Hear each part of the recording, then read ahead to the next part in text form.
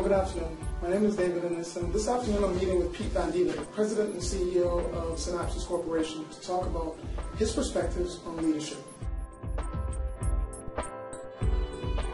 Pete founded SynapSense in 2006, and as President and CEO of the company, he is responsible for the corporate strategy, financial management, and operational execution. He is no stranger to international business and has over 23 years of experience in global technology market development.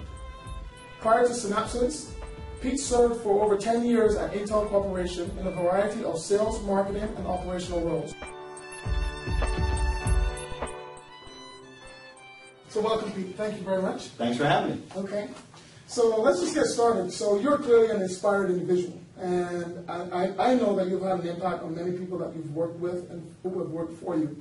But can you name someone who has been a tremendous inspiration to you, a mentor, a manager, and describe how they came into your life? Sure. Well, you know, the number one mentor in my life was my father. Okay. And how he came into my life is pretty obvious.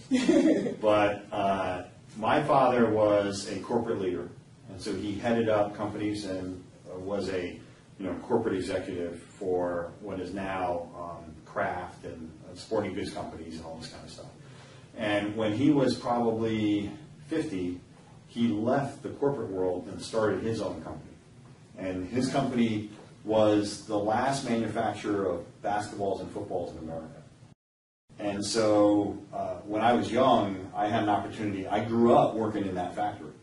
Okay. And so, I started off mowing the lawn, and then I got to go in and start sweeping the floors. And then I got to start working on the assembly lines. And then over the course of years, I became a foreman. I worked the night shift. I'd run the night shift. And then I became an advisor on how to run the company. And over the course of, 10 years, I had a pretty good education on building businesses, and I had him teaching me every day.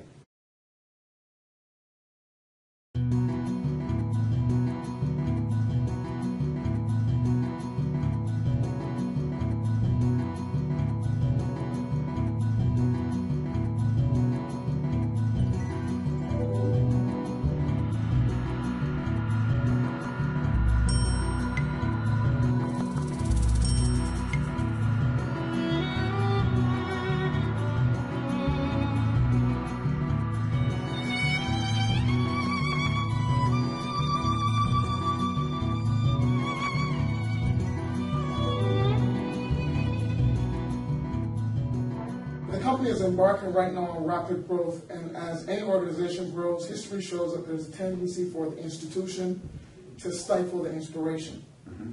How do you keep this from happening within SynapSense, and how do you make sure that your vision shines through? Well, there's a couple things. One is, at least for now, I try to interview everybody we hire, mm-hmm. and make sure we hire good people.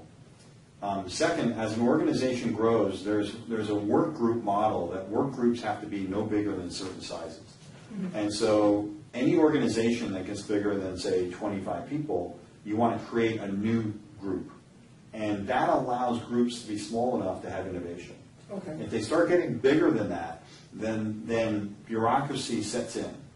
And so the biggest thing you have to do is, there are certain processes that you use to try to keep innovation in place. Like one of the ones we're doing here that you're familiar with is a weekly status report. Right. We weren't doing it because we were so small. Right. Right? And I don't want too much bureaucracy. Right. But then we started getting big enough that if I don't know what everybody's doing. Right. And how can I steer the ship if I don't have a pretty good idea of what's happening, around the company? And so by doing weekly status reports, my Saturday morning, I can read up on what everybody's doing, and I can see where the issues are, right. Understand them, and help us remain nimble and fast and win.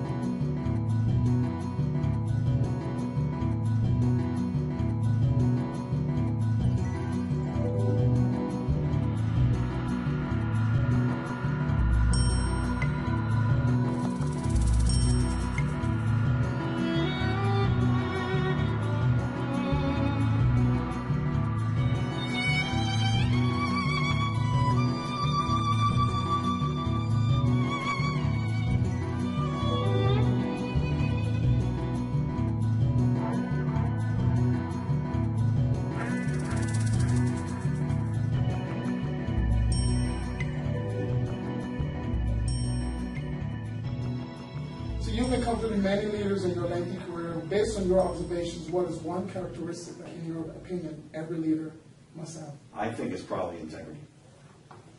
It's unwavering integrity. And you have to believe in the person. I'm not going to follow somebody if I don't believe in them. Right? And I have to believe that they're genuine and sincere. Right. Because if they're not, it comes through so quick, it's a blink of an eye.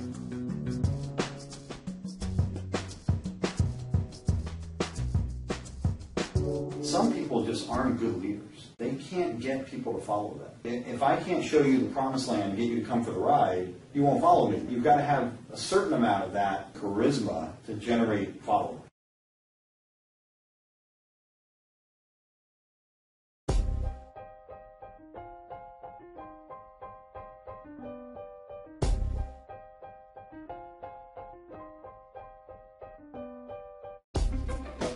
In one of the articles I read, the author frames leadership in terms of 4 things, and I'm going to do a word association thing. So he talks about structural leadership, human resources leadership, political leadership, and symbolic leadership. So this is the word association. So structural, rules, roles, policies, tasks, technology. Human resources, needs, skills, relationships, alignment of organization and human needs. Okay.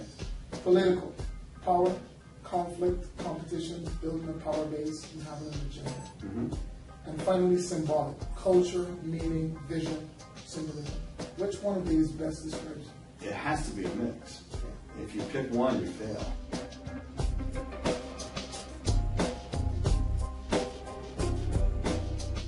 Structural. A CEO without structure is fired.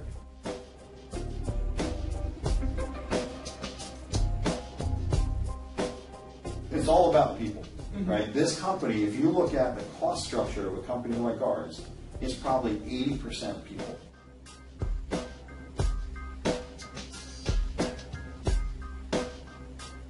Political is actually a big deal. Politics is not a bad word. In a company or a corporate environment, in my mind, better word for politics is stakeholder management.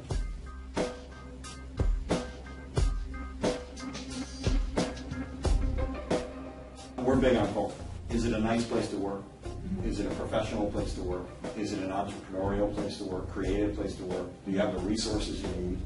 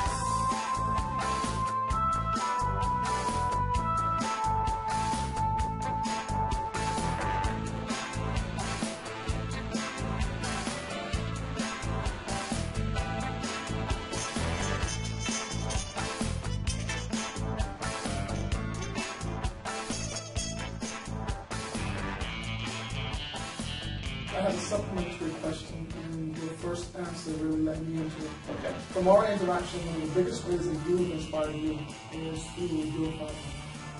Okay. How you father. So I want you to share some of your thoughts on leadership. My kids are 9 and 10. I have a 10-year-old boy and a 9-year-old girl. I had a rule when they were very little. Teach them right and wrong every day.